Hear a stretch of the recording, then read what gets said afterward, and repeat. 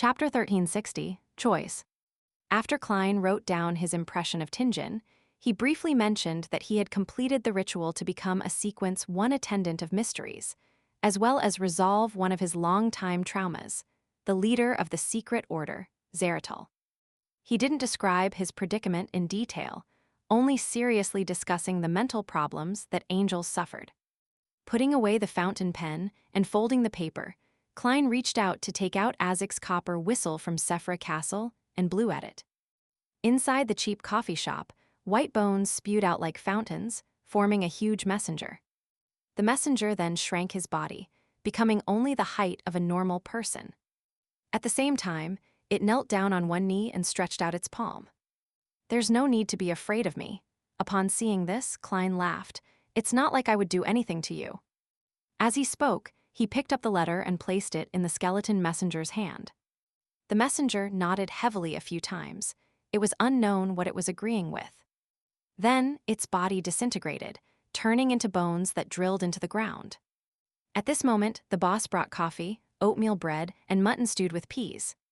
As Klene enjoyed breakfast that wasn't too delicious, but was filled with a bourgeois style, he looked out the window and enjoyed the morning scenery without any reason.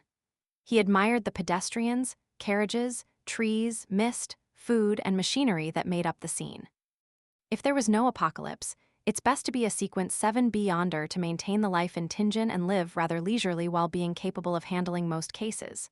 When prepared, a magician who has many tricks up his sleeve won't appear too weak when facing Sequence 6 and Sequence 5 Beyonders. As for Faceless and Mariontist, one can easily get lost while acting. It's relatively easy to lose control when one advances, making it rather dangerous.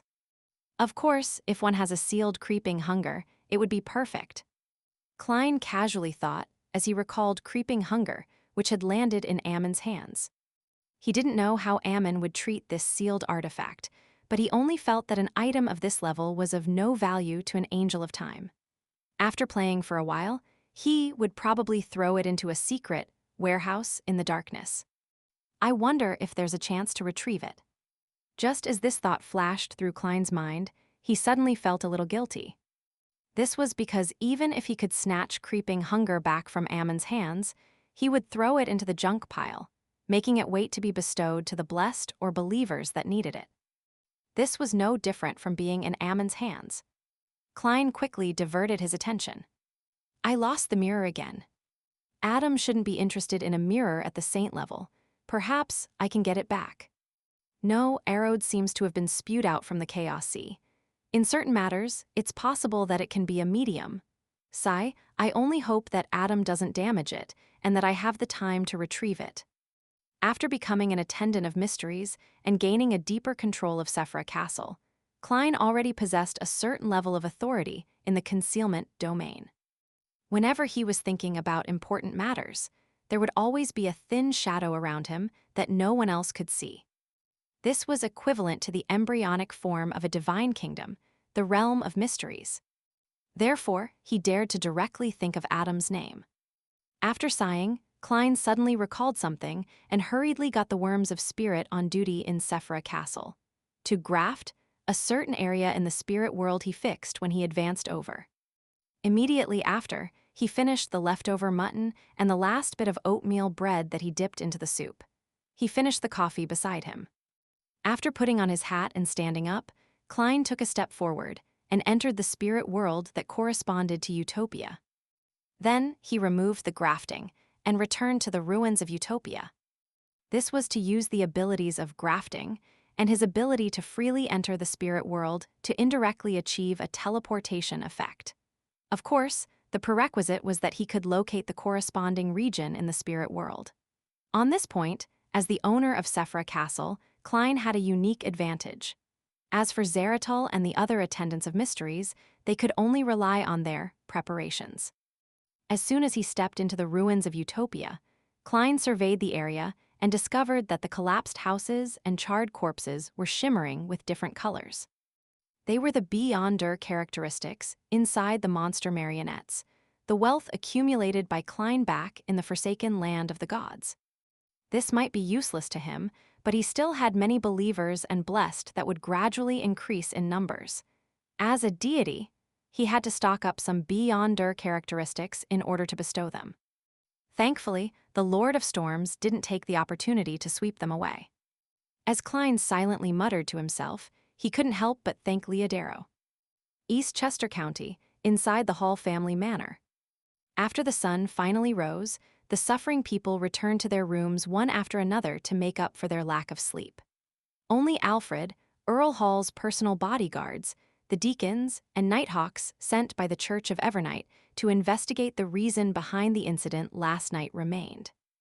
As Audrey used the golden retriever, Susie, to monitor the development of the situation, she opened her bedroom door and walked in. Through the curtains and the weak sunlight in the room, a figure sat quietly on a high stool like a large doll. It was a huge, snow-white rabbit. Audrey's brows twitched as she whispered, "Mr. Wrath."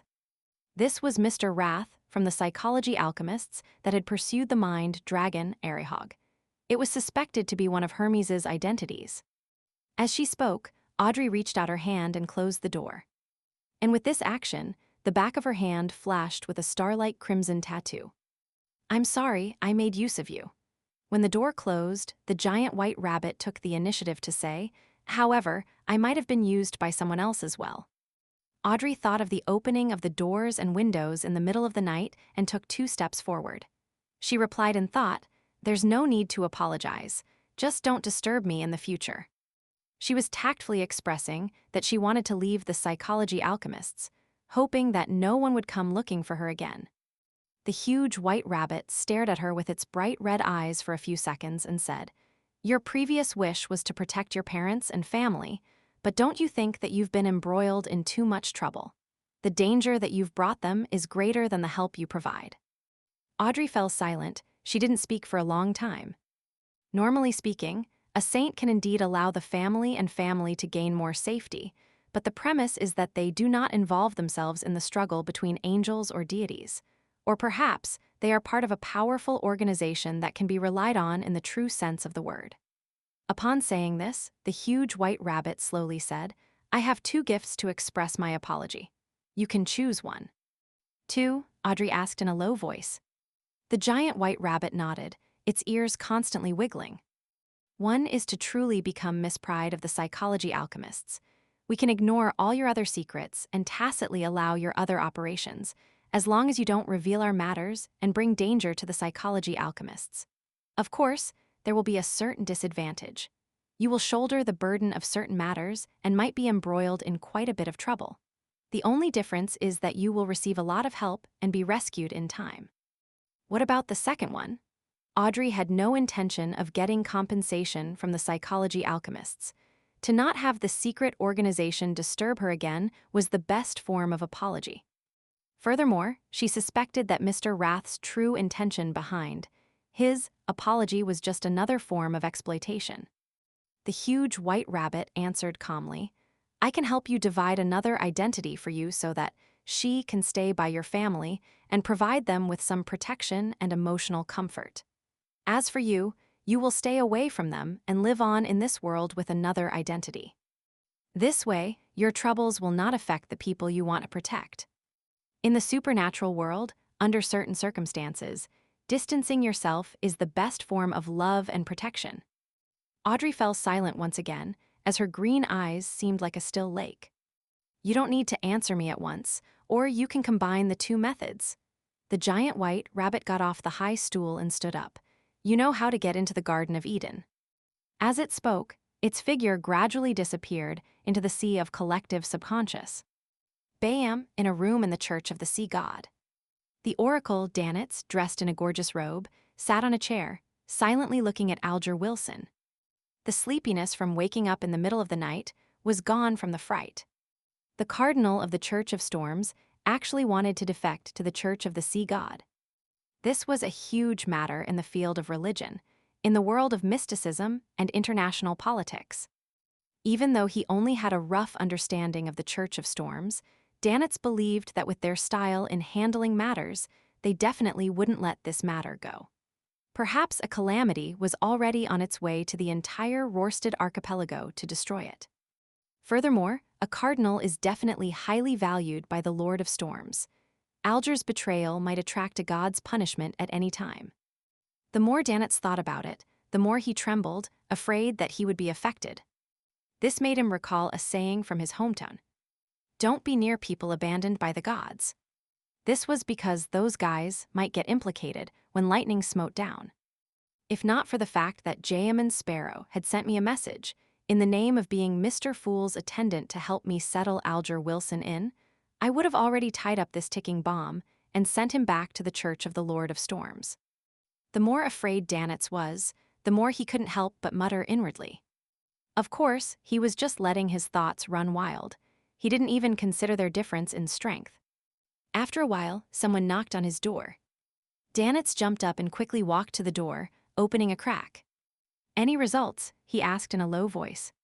The intel supervisor of the Church of the Sea God said simply, "Lord Oracle, the Church of Storms has switched cardinals." "What about the original one?" Danitz pressed in surprise. "It said that he was transferred back to their headquarters." The intel supervisor recounted what he learned from some of the servants at the Cathedral of Waves. Transferred back to their headquarters. As Danitz was confused, a grayish-white fog suddenly appeared in front of him. He heard Mr. Fool's words. "From this day forth, Alger shall wear a mask and become the pontiff of the Church of the Sea God."